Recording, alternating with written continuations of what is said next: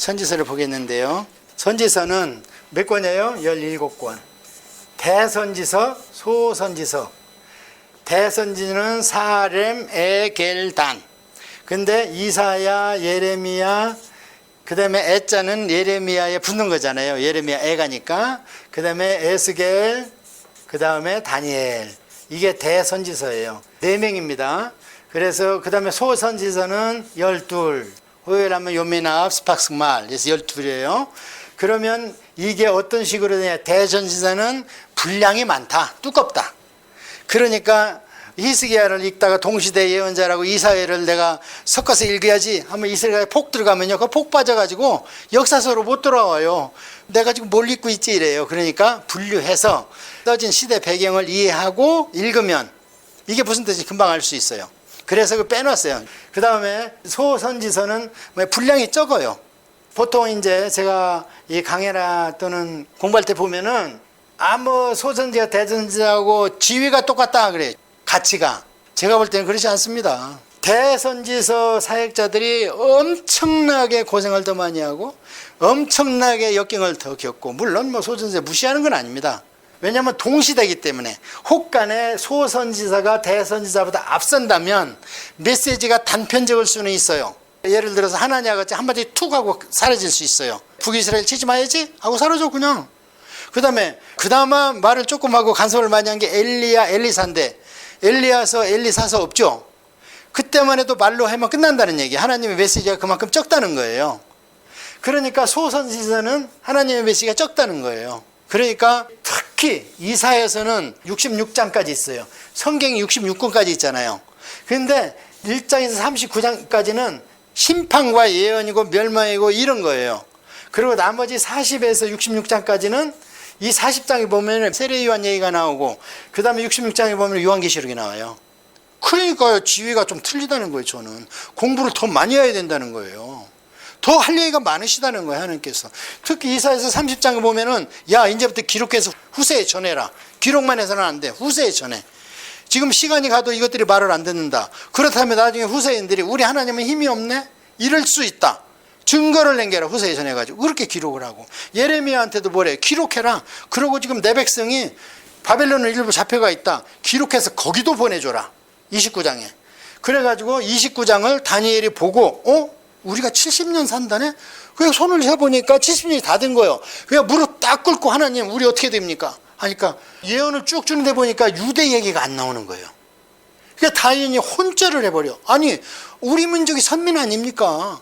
그러니까 하나님이 니들이 말을 잘 들어야 선민이지.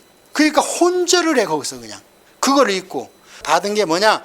7장, 8장. 앞으로는 내 짐승이 나온다. 앞으로는 남북에 페르시아하고 그리스하고 막 뿔이 나와가지고 뿔이 한쪽이 길고 한쪽이 얇은데 나중에는 막 내 뿔이 솟아난다. 그런 얘기 쭉 나오면서 나중에는 그 네 놈들이 하나는 남쪽으로 남왕조로 하나는 북쪽으로 북왕조로 형성해가지고 둘이 막 경쟁을 하면서 싸운다. 그때 가운데 낀 게 누구냐? 이스라엘이다. 이게 150년간 가는데 그때 모든 것을 현지 조달한다. 특히 식량, 음식, 물 현지 조달해. 그럼 다 누구께 소비되냐 지금. 그게 뭐냐? 중간기라는 거예요. 그게 세계사에서 하도 오래돼서 좀 소홀히 되지만 150년 이 지구상에 가장 길었던 장민전쟁이 100년이었잖아요. 길다고 한다는 것들이. 150년의 시리아 전쟁, 그게 중간기. 그렇게 70년 갖고 정신을 못 차리니까 그런 중에 하나님이 집어넣어 버렸다는 거예요. 400년을. 선지서가 이렇게 이제 17권이 있는데요. 선지서를 공부하려면 먼저 선지식이 있어야 돼요. 뭘 해야 되냐면 옛날에는 선지자를 선견자라 했더라 그래요. 그러면 선견은 봤다는 얘기예요. 보는 게 확실해요? 말씀으로 적는 게 확실해요? 말씀으로 적는 게 확실하죠. 특히 후대한테. 뭐 요한계시록 지금 풀어놓으면 사람들 잘 모르잖아요. 그런 것처럼 자세히 기록하면 할수록 더 확실히 알 수 있잖아요. 그래서 선견자가 그것을 보고 얘기했던 사람들이 선지자, 이제는 하느님의 지식을 머릿속에 넣어주면 그걸 글로 쓰기도 하고 말로도 선포를 하고 이렇게 합니다. 그래서 선지자라고 이제 드디어 등장을 하게 됩니다. 그래서 맨 처음에는 구두 선지자가 있어요. 말로 하는 선지자 있어. 그 케이스마다 딱 나타나갖고 툭 던지고 가고 툭 던지고 가요. 그때까지는 하나님이 긴 메시지가 필요가 없었습니다. 그러다가 더 말을 안 들고 인구는 늘어나고 열국하고 이해관계는 얽히고 외교관계 얽히고 이러니까 하나님께서 하실 말씀이 많아요. 그래서 이것을 문서 선지자 시대로 돌아옵니다. 그러니까 다윗 때 뭐 나단이니 누구니 전부 구두 선지자고 엘리야 엘리사도 구두 선지자예요. 그런데 그 뒤로 이제 써서 기록하라 하면서부터 문서 선지자가 나와서 성경으로 되어 있는 겁니다. 행위 선지자가 있어요. 아까 이걸 행위 예언이라고 그랬잖아요. 말로 해서 안 들으니까 이상한 행동을 해.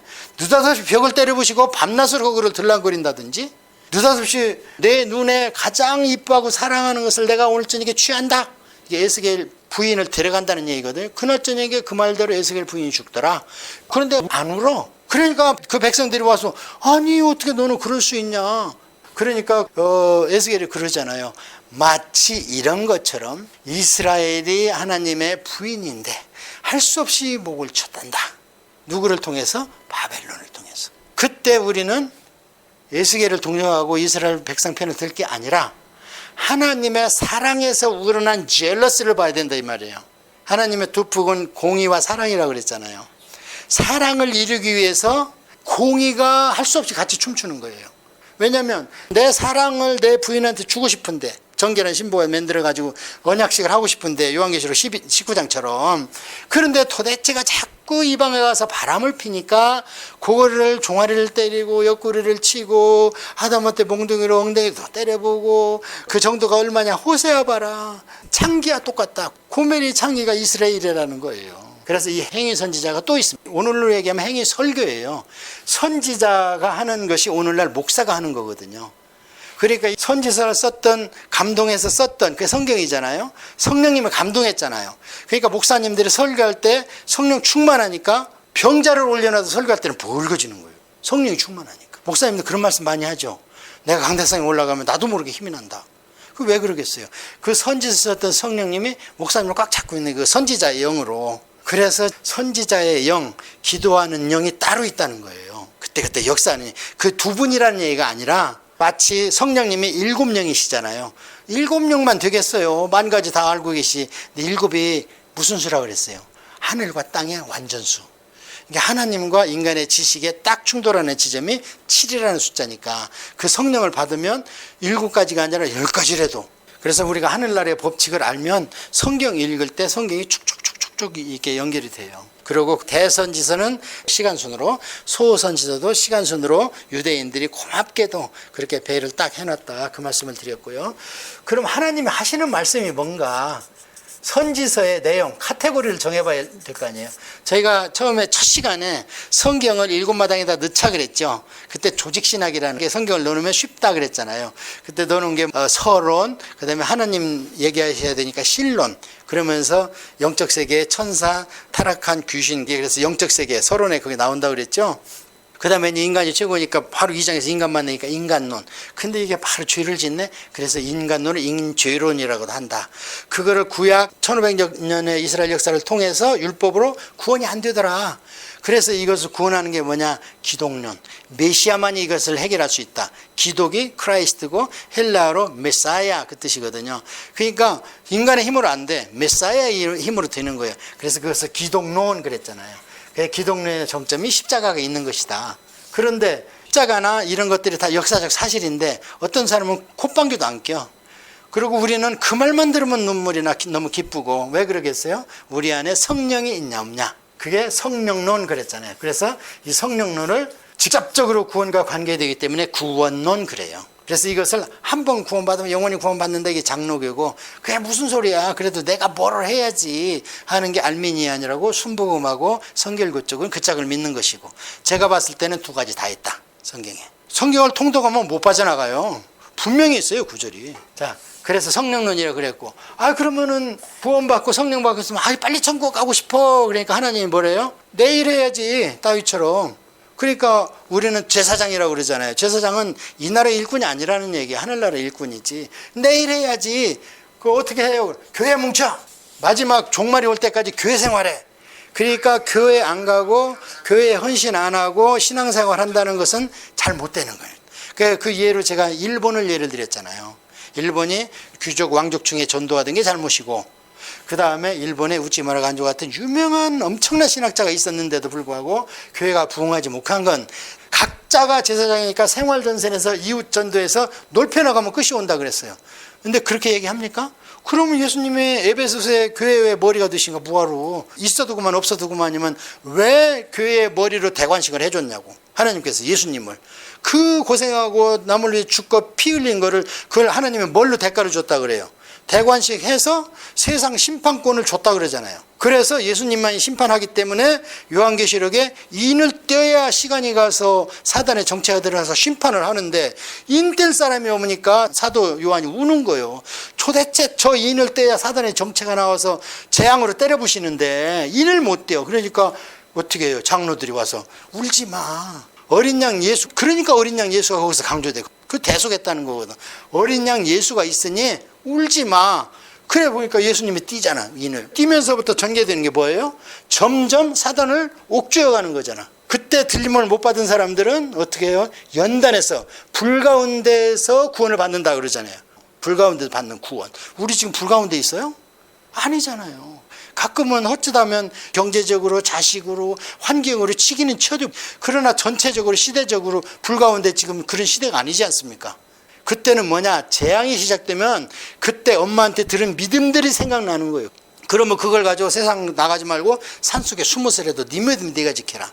그것을 예표로 보여준 게 예루살렘이 AD 70년에 티토 장군이 왔을 때 거독가절로 옥상에서 내려갔다가 잡혀 다 죽잖아요. 내가 내려가지 말라고 그랬잖아요. 예수님 말씀하셨잖아요. 그래서 예언은 항상 중복이다. 그때 예언이 거기만 적용되는 게 아니에요. 그 원리를 빼내서 우리한테 적용을 해야 된다 그랬잖아요. 제가 프린시플은 중요하고 포뮬라는 없다. 기도는 중요하지만 얼만큼 기도하면 응답받아요. 그런 공식은 없다. 그러나 기도는 중요하다. 그게 하나님의 원리다 그랬잖아요. 그래서 그때는 예루살렘에 국한되어 있고 그게 범위가 커져가지고 세 바퀴 돌아간다 그랬잖아요. 지금은 요한계시록은 세상 전체에 그게 적용된다. 그 예언이. 이거를 예언의 중복성 이렇게 얘기하는 거예요. 이게 어떤 사람들은 구약 예언은 이스라엘 민족만 해당되는 거지 우리한테 무슨 소용이 있어 하면서 구약 무용론을 얘기해요. 그러면서 구약에 있는 모든 것들이 신약으로 이스라엘은 교회로 그 율법은 산상수훈으로 그다음 모세는 예수로 그러니까 요거는 없어도 된다. 왜 그랬겠어요? 이스라엘이 없으니까. 이렇게 얘기하는 학설은 이스라엘이 없을 때 이것을 대체 신학 그랬다. 대체 신학이 아니라 이것은 보이는 역사적 계시고 이것을 신약에 와서 교리로 확립해 줬잖아요. 지금 구원, 어린 양 유월절 예수의 피로 우리가 대속받는데 그 교리를 백날 외우는 것보다 이스라엘 백성이 어린 양 유월절 양을 죽이면서 피를 바르고 고기를 먹은 거 역사적 사실이잖아. 그거 연상하면 그냥 이해가 가잖아요. 그래서 그것을 역사적 계시라고 그런다고 그러고 나머지를 신약을 교리적 계시다 이렇게 말씀드렸잖아요. 그렇게 일곱 마닥에 넣을 줄 알아야 돼. 교회론 다음에 종말론. 그럼 일곱 가지 딱. 이것도 이제 칼빈 때는 기독 강요로 이렇게 정립이 안 되니까 시초니까 그냥 책으로 계속 썼어. 기독 강요를. 근데 후세 사람들이 시간이 가면서 칼빈 기독 강요 한 번 정도는 봐도 되지만 후세 신학자들이 얼마나 잘 써놨는데 보지 말라 소리가 아니라 그것처럼 선지서의 내용도 우리가 넣어야 돼요. 어디다 넣어야 돼요? 하나님은 사랑과 공의라고 그랬죠. 하나님의 속성은 두 개예요. 근데 어디가 우선해요? 사랑이 우선하는 거예요. 그래서 천국은 사랑만 있는 거예요. 공의는 전제 조건이 뭐예요? 죄, 허물이에요. 전제 조건이. 그래서 이것을 제거하기 위한 게 젤러스, 질투. 사랑하는 여인이 딴 생각하고 딴 남자 만나면 남자들은 질투 있음 때문에 못 간지. 근데 포기하면 내가 그 여자가 싫어지면 떠나는 게 속시원하지. 근데 나는 진짜 놓치기가 싫어. 그게 마찬가지라는 거예요. 하나님도. 그래서 이것을 성경에는 질투는 뭐냐? 사랑의 최상급이다. 이것을 카나 그래. 그래서 우리는 여호와 샴마, 엘샤다이, 여호와 키나, 여호와 키나도 되고 카나도 돼요. 이게 성경의 구약 7번 나옵니다. 근데 이거 설교 한번 들어보신 분 있어요? 하나님은 질투의 하나님이다. 질투는 사랑에서 연루된다. 포기를 하면 좋겠는데 포기가 안 되는 거예요. 그러니까 질투하는 거예요. 그래서 사랑과 공의인데 사랑에서는 소망이 나오겠죠. 그리고 위로가 나옵니다. 공의에서는 죄를 책망하고 권면이 나오는 거예요. 그러니까 처음에는 야 하지 마 이렇게 얘기하죠. 하잖아요. 그럼 이놈 그거는 너 지금 신명기 28장 하고 레위기 몇 절에 해당되는 죄를 졌어. 그러니까 속죄제 속건제 가져와. 그거 내가 받고 나서 화목제 드려. 이렇게 하는 게 책망이에요. 책망에는 뭐가 따른다고 그랬어요? 부끄러움과 죄책. 죄를 지적하면 부끄러워해. 근데 여기 세상에서는 죄책이 벌금이나 또는 인신구속이지만 우리 믿는 자 하나님의 죄책은 뭡니까? 지옥. 이 설교를 해서 부들부들 떨다가 회개를 안 한 사람은 졸대에서 죽었어요. 조나단 에드워드 설교할 때. 얼마나 무섭습니까? 그 12제자의 순교는 지옥이 무서워서예요. 그들은 지옥을 어떻게 확신했냐? 변화상에서 예수님을 봤고 부활하신 주님을 눈으로 봤기 때문에 천국과 하나님을 믿어 의심치 않았습니다. 그렇다면 지옥도 있는 건데 잠시 고난을 받는 것이 영원한 형벌보다 받는 것보다 더 경하니라. 그래서 여기는 책망과 권면이 있고 사랑은 소망과 위로가 있습니다. 그래서 여러분이 선지서를 읽다 보면요, 도대체가 하나님이 실성하신 것도 아니시고 금방 그냥 이사야한테 야 선포해가지고 귀를 막아버려라. 이 백성이 죄에서 돌이킬까봐 두렵다. 돌이키면 용서해야 되잖아요. 근데 지금 이사야서까지 갈 때까지 행태가 용서하기가 싫어. 하나님이 얼마나 감정적입니까? 그게 귀를 막아요. 어둡게 해라. 예레미야 때는 예레미야가 그래도 하나님 우리 백성 아니에요. 용서해 주세요. 그러니까 야 기도하지 마라. 7장에 또 14장에 야 예레미야야 네가 기도하면 내 마음이 아프다. 그런데 저것들이 지금 죽을 짓만 하고 있다. 회개는 안 하고. 그러니 내가 어떻게 이 죄를 없다 하냐. 공의가 춤추고 이게 완성돼야 사랑이 완성되는데. 그러니까 막 예레미야가 아버지 그러면 지금 내 머리통이 눈물주머니고요. 내 눈이 구멍이 나서 눈물이 질질질질 삽니다. 그래서 예레미야의 별명이 뭐예요? 눈물의 선지자. 그렇게 외친 거예요, 예레미야가. 그래서 이 이사야서나 예레미야서나 에스겔서 보면 곧 멸망해서 죽일 것 같은데 야 그러지 마 임마누엘이야. 야 내 백성을 위로하라. 막 하나님이 정신없이 막 말씀이 춤을 춰요. 그러니까 이거를 모르고 그걸 읽다 보면 도대체가 하나님이 이랬다 저랬다 야단쳤다 위로했다 소망 줬다 막 이러십니다. 그래서 이거를 이 두 가지 하나님의 속성 때문에 너무 야단치면 도망갈까 봐, 너무 사랑하면 이놈이 경망해질까 봐, 나를 무시하고 사랑을 우습게 볼까 봐. 그러니까 이게 하나님이 어쩔 줄을 몰라서 춤을 추시는 거예요. 그래서 선지서를 한 2시간만 보면은 울지 않고는 베길 수가 없어요. 왜 우냐면 하나님이 너무 외롭고 불쌍한 거예요. 이런 얘기 처음 들어보죠? 하나님은 혼자 싸우세요. 혼자 구약에 보면. 그러다가 선지사들 동원해서 선지사 하나 완전히 희생시켜 놓고 내 말씀을 하시는 거예요. 그를 통해서. 자식이 좀 장성한 표시가 뭡니까? 부모의 짐을 덜어주는 거잖아요. 부모의 짐을 덜어주지 못하고 계속 부모한테 손만 벌리면 미성숙이죠. 이걸 가지고 이제 선지서를 남은 시간 동안 풀어드릴게요. 그러면서 선지서의 그 예시나 하나님의 예언의 말씀을 보면요, 그냥 열려요. 그 얘기한 그거구나 하면서 그냥 열립니다. 선지서를 볼 때 아까 제가 17권이라고 그랬는데 17권을 17권으로 보면 안 돼요. 선지서는. 성경의 저자는 한 분이에요? 여러 사람이에요? 한 분이죠. 성령님이라고 그러잖아요. 그러니까 선지서를 17권을 쭉 시대순으로 이스라엘 역사가 흘러감에 따라서 선지자가 어떻게 전개되느냐, 또는 밑에서부터 위로 점점 나아지느냐, 또는 점점 나빠지느냐. 이제 결론만 말씀드려서 점점 나빠지니까 바벨론 징계로 들어가잖아요. 사람들이 심판 그러는데 이건 심판이 아닙니다. 심판은 상과 벌을 명확히 하는 게 심판이에요. 그거는 백보자 심판밖에 없어요. 명확히 나와 있어요. 너는 우편으로 천국, 너는 좌편으로. 이스라엘 백성은 지금 징계. 여기는 천국 지옥 갈라놓는 게 아닙니다. 때로는 상도 줘요. 그게 소망이고 희망의 메시지예요. 그러니까 심판하는데 그러면 우리는 꼭 나쁜 것만 연상하잖아요. 우리 심판 받아야지. 공부 잘한 놈은 시험 날만 기다리는 거예요.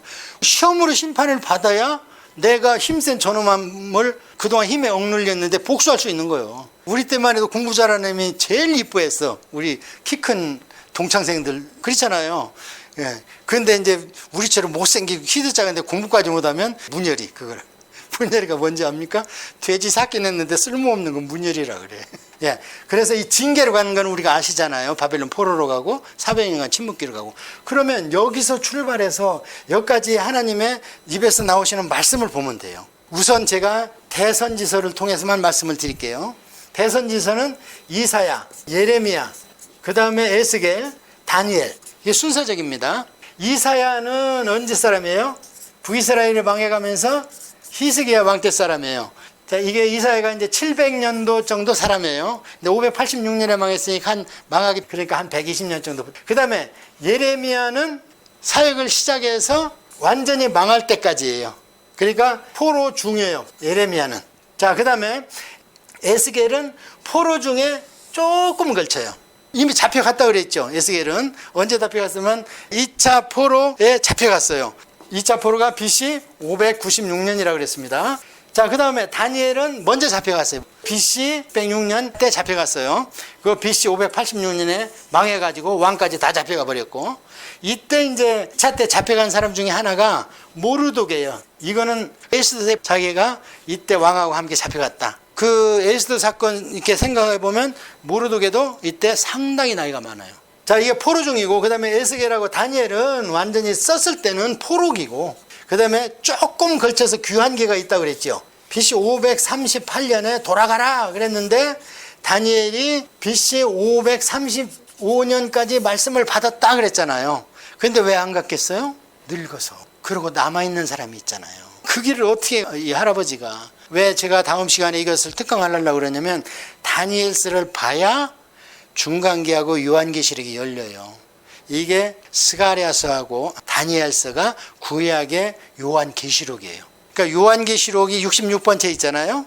65번째까지 있는 책이 요한계시록의 4분의 3을 이미 기록이 돼 있어요. 400절 가운데에서 한 340절, 50절이 앞에 65권까지 딱 읽히면 요한계시록에 새롭게 등장하는 게 별로 없어요. 예를 들어서 하나님 앞에 있는 생명수 강 있죠. 불이 섞인 유리바다라 그러죠. 그 홍이죠. 불이 섞였으니까 그게 붉었잖아. 붉은 홍자 아닙니까?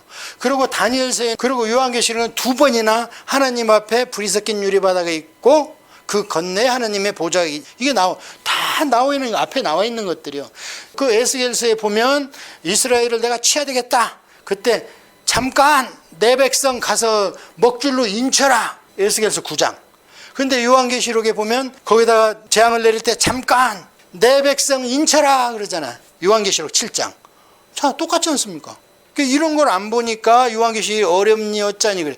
요한계시록이 진짜 어려운 거는요, 요한계시록 책을 푸는 게 어려운 게 아니고 그게 이 땅에 3D 프린트로 어떻게 인쇄돼 나오냐. 예를 들어서 거짓 선지자 이러잖아요. 그러면 누가, 어떤 여자가 분홍치마 입고 용을 타고 왔는데 그걸 따를 사람이 저게 성경에 그대로 이렇게 저게 거짓 선지자, 누가 몰라, 다 알지. 그 용이 어떻게 나타나냐? 그게 종교 통합으로 나타나지 않겠느냐. 천주교하고 안식교에서는 그게 곧 바티칸이다. 그렇게 계속 푸는 것이고, 그 다음에 적그리스도 나오잖아요. 요한계시록에. 이 적그리스도가 구약에는 바벨론, 그 바로누고, 페르시아 이로 나오다가 요즘에 완전 제국 누구예요? 미국. 갈수록 세지죠. 그래서 현재까지는 그렇다 이 말이에요. 그런데 성경에 나와 있는 망하였다 큰 성 바벨론이여 하면서 거기를 의지하던 왕족과 상인과 영혼까지 파는 자들 다 망하였다고 땅을 치며 울고 있다, 애통한다. 근데 지금 바벨론 없잖아. 바벨론 이 땅에 어디 있어요? 상징이잖아요. 그게 어떻게 현실로 나오느냐? 그게 말세론이라는 거예요.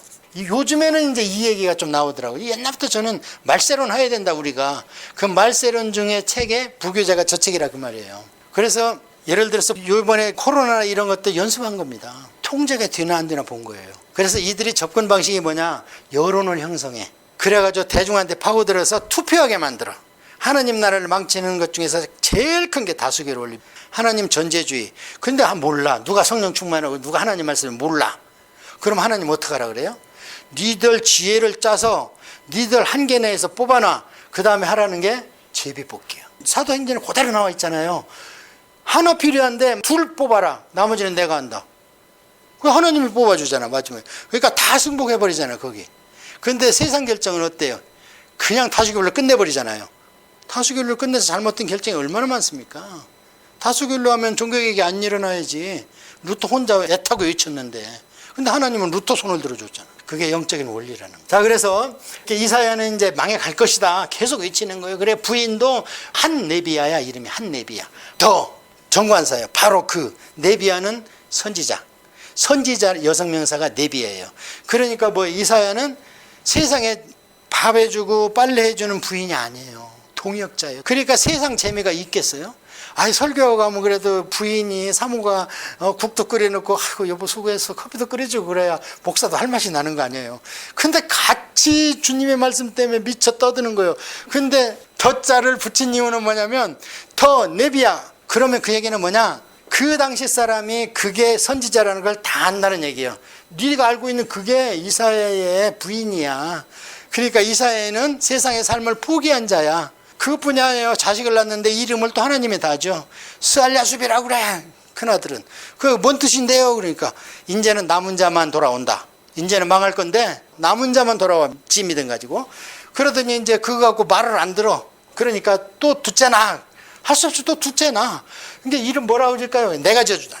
마살레 하스바스라고 해라. 그러니까 이름이 너무 길어. 아이, 밥 먹을 때 부를 때마다 말날 하스바스야 밥 먹어라. 그러면 그 엄마 숨 넘어갑니다. 안 돼. 그래도 중요한 거야. 너는 선지자의 가정이야. 그 무슨 뜻입니까? 그러니까 내가 첫 아들 가지고 선포했던 남은 자만 돌아오고 나머지는 다 죽는다. 한 게 곧 이루어진다. 곧 이루어진다. 망하는 게. 그에게 말렐 하스바스라는 거예요. 자, 이사의 삶 없죠. 충분히 경고하고 있잖아요, 지금. 그러다가 이제 예레미야는 오는데 아까 얘기한 대로 이 백성이 아직도 안 돌아선다. 100년이 지나도. 그러니까 제발 너는 내 종인데 기도 좀 하지만 내 기도하면 내가 몸이 아파. 지금은 말이야. 지금 중보기도자 누구예요? 중보기도자가 모세와 사무엘을 하나님께서는 의인은 다니엘과 욥과 노아를 얘기해요. 아주 대표적으로 거론을 하시 하나님께서. 지금 말이야 이 상태는 모세나 사무엘이 와도 안 돼. 이제는 매를 맞이해야 돼. 근데 네가 기도하면 나는 어쩌란 말이냐. 기도 좀 하지 마라. 한 번 했는데 또 기도해. 그러니까 14장에서 기도 좀 하지 마. 네가 기도하면 내 마음이 아프다. 이때 우리는 하나님의 마음을 봐야 된다는 거예요. 자식이 하도 말하는데 그래갖고 제가 이걸 묵상하다가 낮은 데로 임하소서 봉사된 목사님 그 영화 보면 신성일이가 나중에 자식이 교회를 개척해서 설교를 하는데 첫 설교에 참석합니다. 그러면은 교제를 하고 뜻이 이루어졌잖아. 그런데 그냥 가요. 집에로. 설교 듣고 울면서. 그런데 요한 목사님이 그래. 그 목사님이 토론토 소망교회 우리 섬기던 서인구 목사님하고 성결신학교 동창이에요. 그 목사님이. 그러니까 자기가 가방도 들여다주고 그러셨대요. 그게 실화에 가깝대요. 그때 그 아버지의 심정이 저는 여기서 느껴지더라고요. 됐다.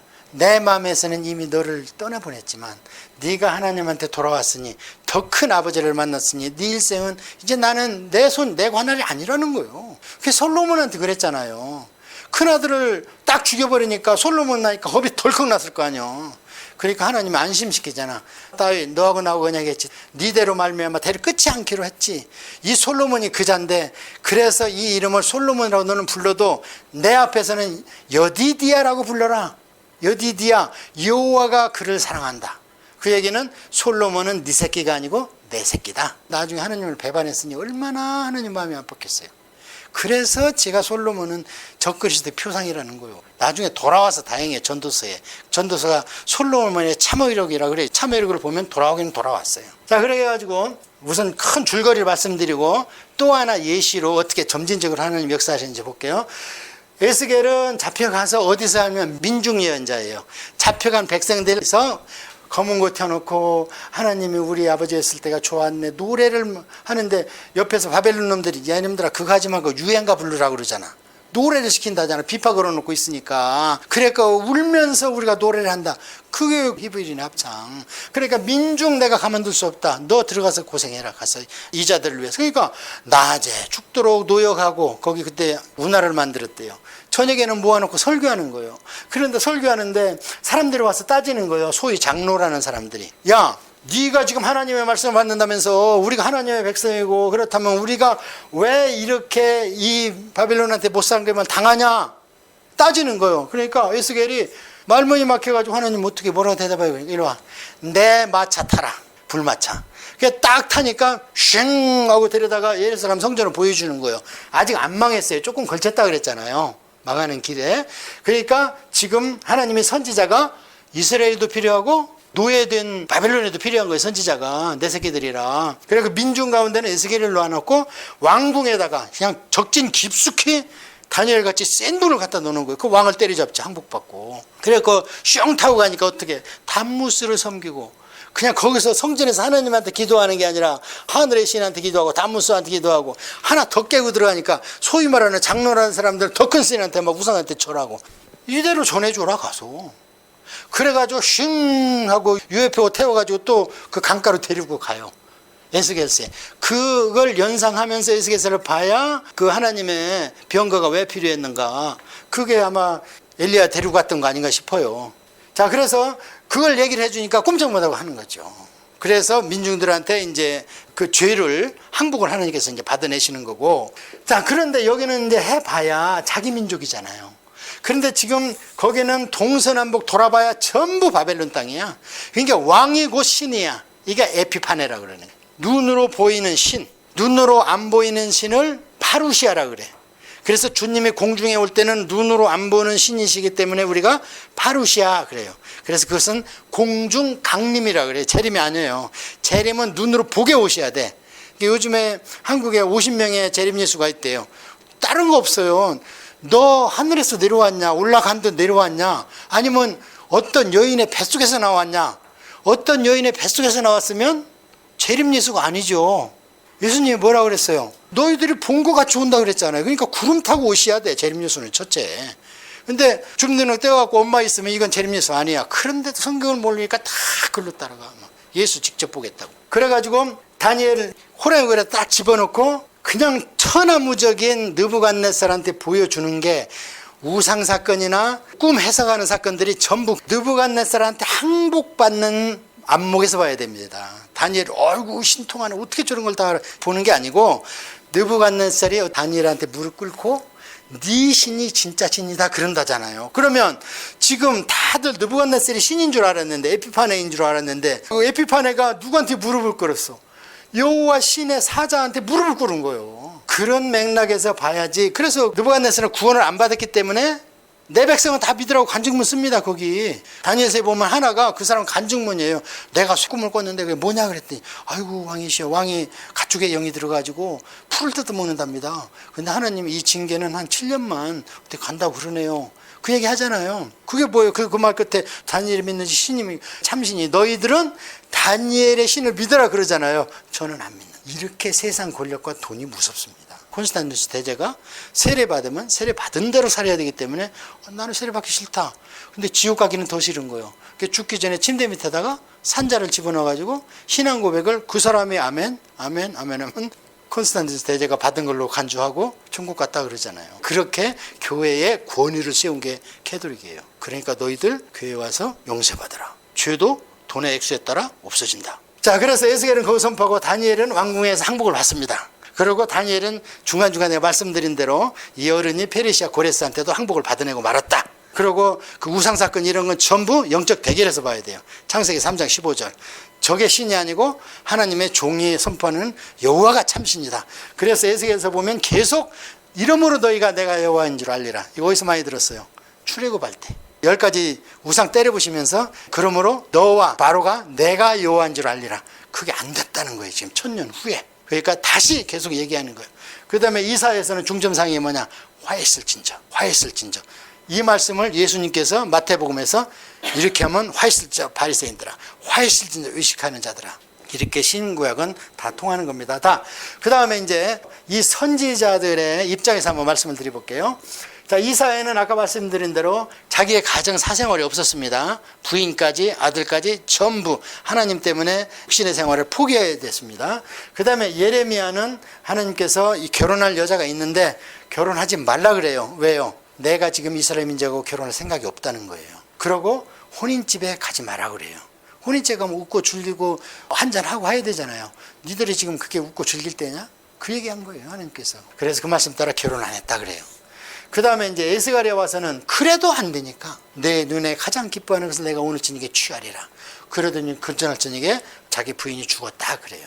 그러니까 백성들이 아니 이게 무슨 뜻이야? 그러니까 내 부인은 이스라엘 민족이고 나는 하나님을 대신하는 자네. 이렇게 하나님께서 울면서 내 부인을 에스겔서 21장에 의해서 칼로 마지막 징계를 행하신다네. 그런데 남편이 뭐가 기뻐서 그것을 웃으며 얘기를 하겠는가. 이게 하나님의 심정이라네. 그렇게 얘기를 하고요.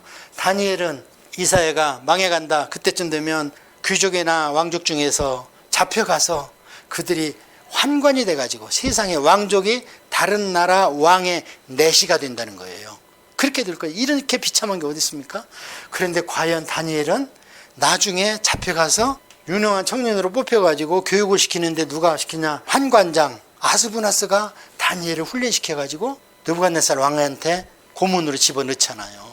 그렇다면 계속 아까 얘기한 대로 다니엘은 왕실에 근무하잖아요.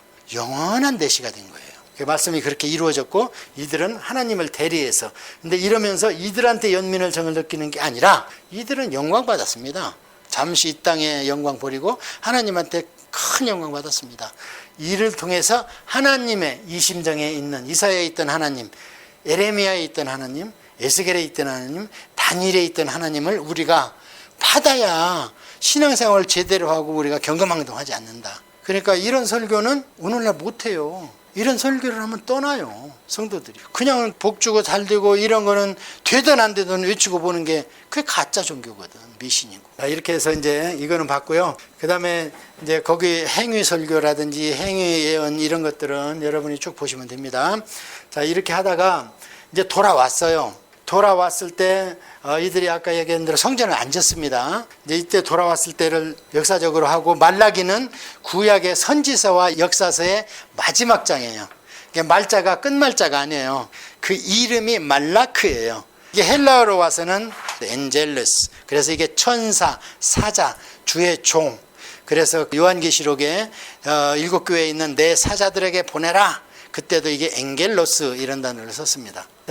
BC 538년에 돌아가라 했습니다. 다니엘하고 고레스하고 딱 아까 엄청난 일을 통해서, 그래서 돌아와서 정비하는데 2년 걸려서 536년에 성전 착공을 시작했는데 도비아니 뭐 이런 애들 때문에 이것이 방해돼 가지고 중지했다가 BC 520년 정도 돼 가지고 520년 돼서 성전을 짓기를 시작했습니다. 그래갖고 BC 4년 걸렸다니까 516년에 완공을 했습니다.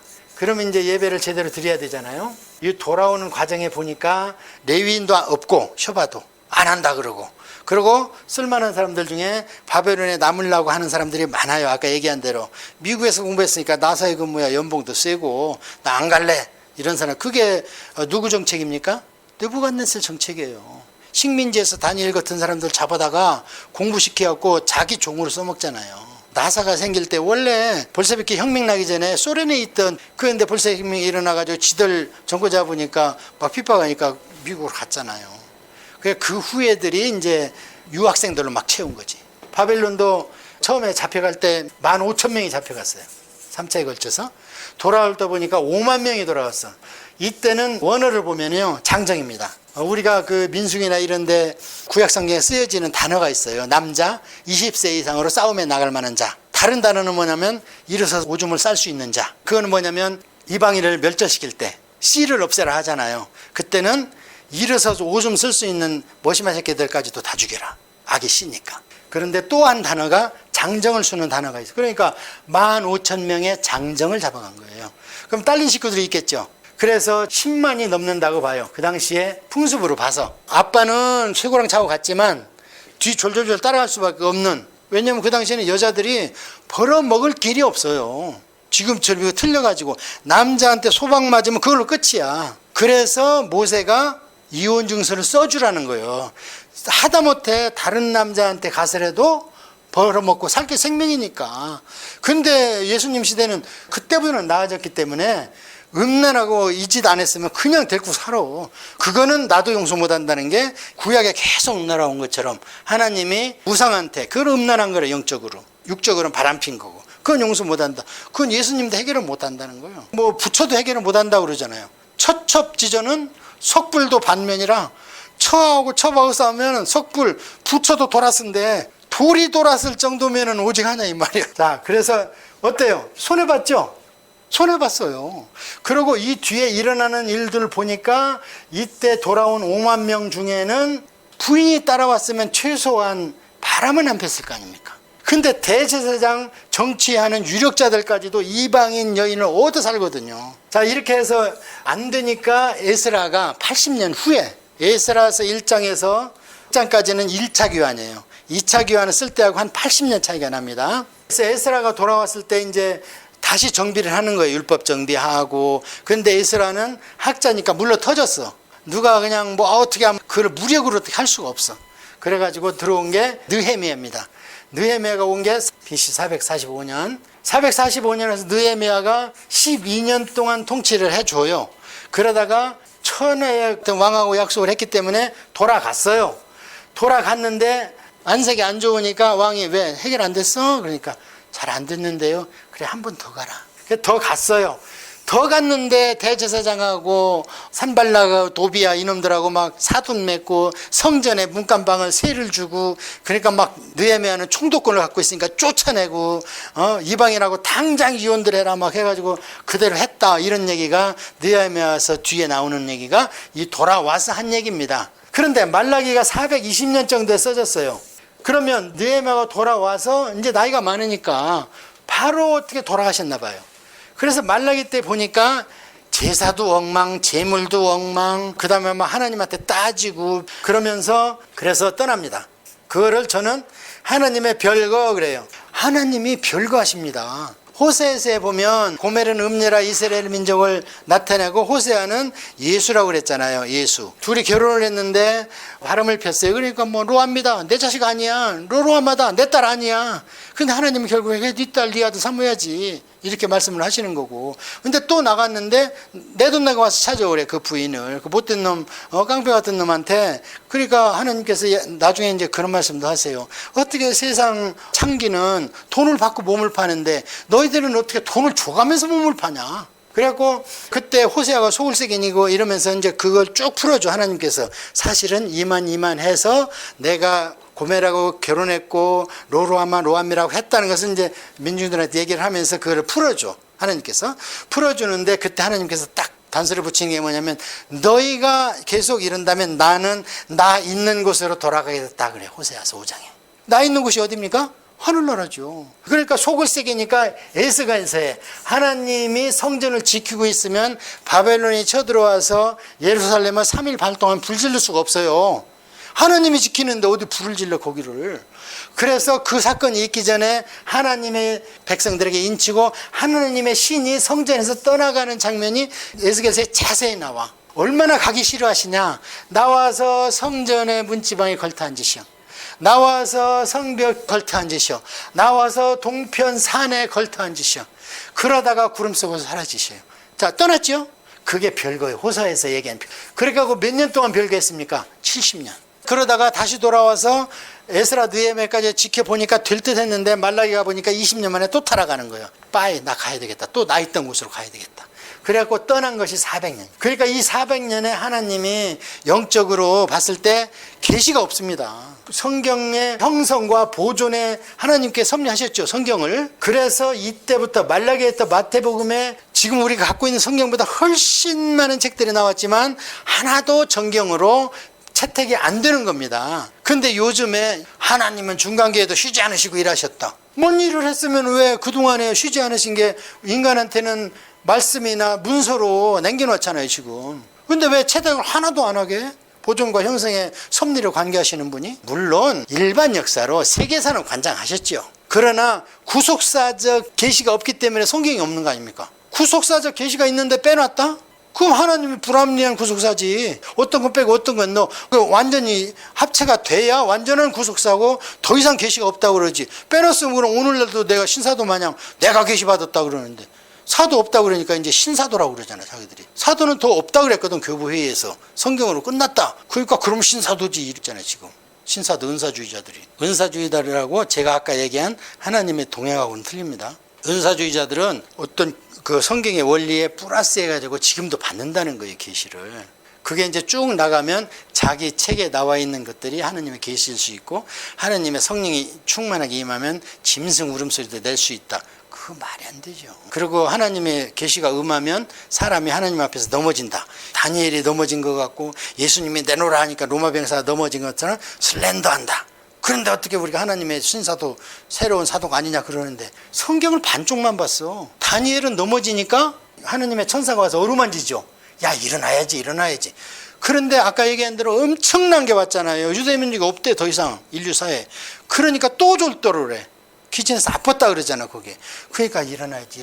쓰다 보면 내가 정신이 들었더라 그래요. 자, 예수님도 로마 병사가 뻘떡 그 권위에 쓰러지니까 뭐라 그랬어요? 야, 베드로야, 왜 귀를 쳐? 할 일 하게 놔두하고 정신 차리게 하고. 그러고 주님 앞에 넘어져서 이사야나 가갖고 입술을 지짐을 당하고 영적 세계가 열려갖고 선지자는 사람이 기름 부음 못합니다. 하나님의 사람은 어떻게 사람이 기름 부음을 해? 그래서 선지자의 기름 부음은 어떻게 임하냐면 하늘이 열려버려 그냥. 엘리야가 불 타고 올라갈 때 네가 내가 가는 걸 보면 그 일이 성령의 갑절로 임하는 게 이루어지리라 그러잖아요. 하늘이 영이 열리면 너는 선지자 기름을 받는 거야. 하느님의 종은 어떻게 사람이 기름을, 선지자 기름을 모세가 떨기나무에서 받았기 때문에 그가 아론을 기름 부을 수 있는 거예요.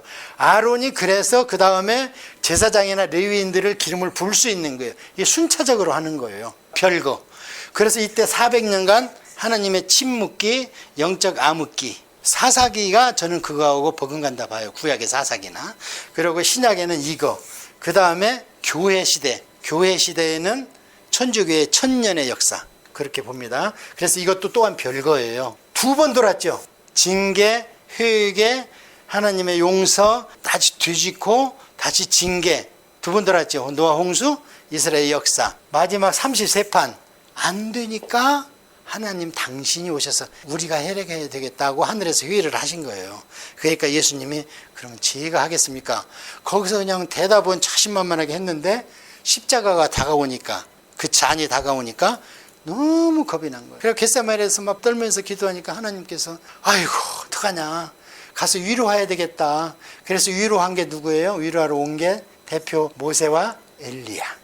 그래서 거기 누가복음인가 보면 그때 의제가 예수님의 십자가에 달리는 것이 의제라 그러잖아요. 그때 영적 세계가 이 땅의 세계를 3D 프린트로 입체화시키면 역사적 계시와 교리적 계시가 딱 맞아 떨어지죠. 기도하겠습니다. 하나님 아버지 감사합니다. 선지자를 통하여서 선지자를 본 게 아니고 하나님을 봤으며 저희들을 봤습니다.